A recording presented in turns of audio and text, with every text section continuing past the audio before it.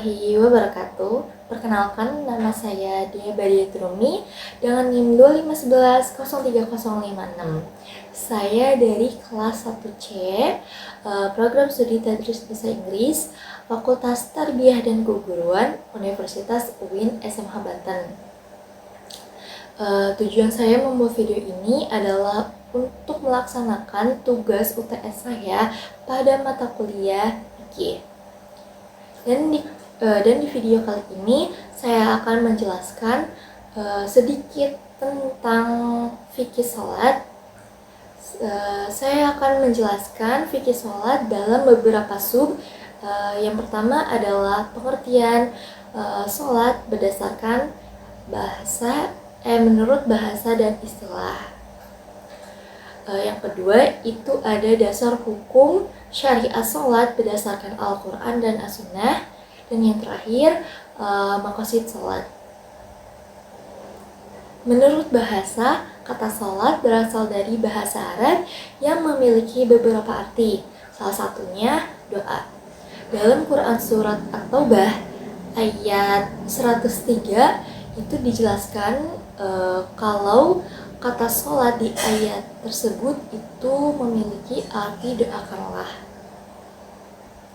Adapun secara istilah, sholat adalah serangkaian ucapan dan gerakan yang dimulai oleh takbiratul ihram dan diakhiri dengan salam dengan pelaksanaan yang sesuai syarat dan rukun sholat yang telah ditetapkan. Seperti yang kita ketahui teman-teman, bahwasannya sholat adalah ibadah yang hukumnya sangat wajib bagi seluruh umat Islam, karena sholat adalah salah satu pilar utama kita pada rukun Islam yang memiliki landasan yang kuat terhadap Al-Quran dan As-Sunnah. Oke, yang pertama berdasarkan Al-Quran. Harus kalian ketahui teman-teman bahwasannya landasan teori tentang sholat di dalam Al-Quran itu banyak sekali. Namun di sini saya akan menjelaskan beberapa saja. Yang pertama itu ada di dalam Quran surat Al-Baqarah ayat 43 yang memiliki maksud ayat tersebut adalah perintah untuk mendirikan sholat bagi umat Islam.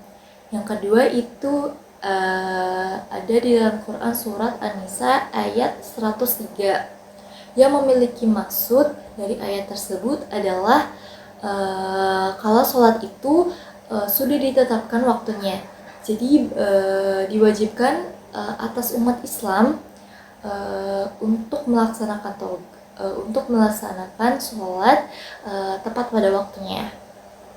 Dan yang ketiga itu ada Al-Ankabut ayat 45 yang memiliki maksud dari ayat tersebut adalah tujuan dari sholat, yaitu menjauhkan kita dari perbuatan keji dan mungkar. Serta di dalam ayat tersebut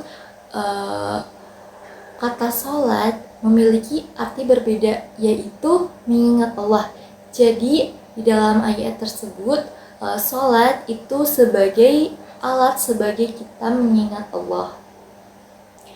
Oke, yang kedua itu ada berdasarkan As-Sunnah.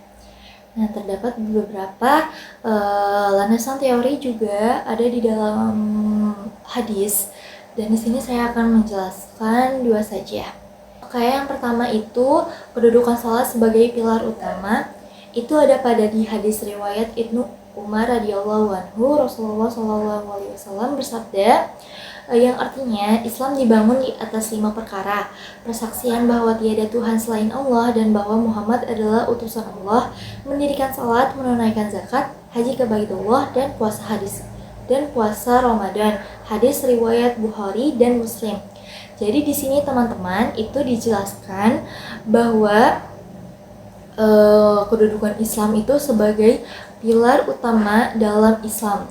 Itu juga sama yang disebutkan saya tadi dalam Quran surat Al-Baqarah ayat 103. Oke, yang kedua itu ada hadis riwayat Jabir bin Abdullah radhiyallahu anhu. Rasulullah Shallallahu alaihi wasallam bersabda, yang artinya pembeda antara seseorang dengan syirik dan kekufuran adalah meninggalkan sholat. Jadi di sini adalah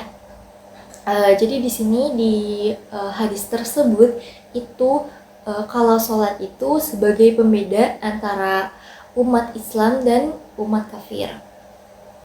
Oke, yang kedua itu ada di hadis riwayat Ibnu Jabir bin Abdullah radhiyallahu anhu, bahwasannya Rasulullah itu bersabda bahwa pembeda antara seseorang dengan syirik dan kekufuran adalah meninggalkan sholat. Hadis riwayat Muslim.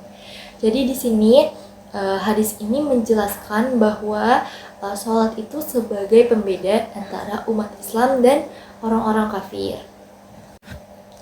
Oke, yang terakhir itu ada maqasid sholat. Nah, apa sih teman-teman maqasid sholat itu?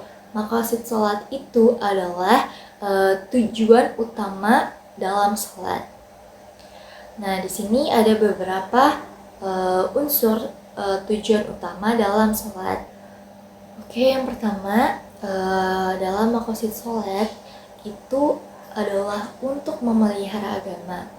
Dan di sini maksudnya kita sebagai umat Islam itu menjadikan Islam itu sebagai tiang agama atau alat komunikasi kita terhadap Allah. Terus yang kedua itu ada sebagai kita mengingat Allah. Jadi seperti yang saya sebutkan dalam Al-Quran surat Al-Ankabut ayat 45 itu dijelaskan bahwa sholat itu memiliki arti mengingat Allah. Jadi di situ alat kita, jadi maksud dari mengingat Allah itu adalah alat untuk kita mengingat Allah. Nah yang ketiga itu juga menjauhkan kita dari perbuatan keji dan mungkar. Sebagaimana saya telah jelaskan di dalam Al-Quran surat Al-Ankabut ayat 45, bahwasannya sholat itu mencegah perbuatan keji dan mungkar. Nah, yang keempat itu ada memelihara jiwa dan kesehatan. Jadi di sini sholat itu adalah sebagai tempat renungan kita terhadap kepada Allah dari berbagai aktivitas kehidupan kita. Nah, sholat juga sebagai kesehatan. Kenapa sih sebagai kesehatan, teman-teman? Itu karena sholat itu gerakannya yang itu saja dan teratur dan terukur, itu ternyata memberikan banyak manfaat bagi tubuh kita, teman-teman.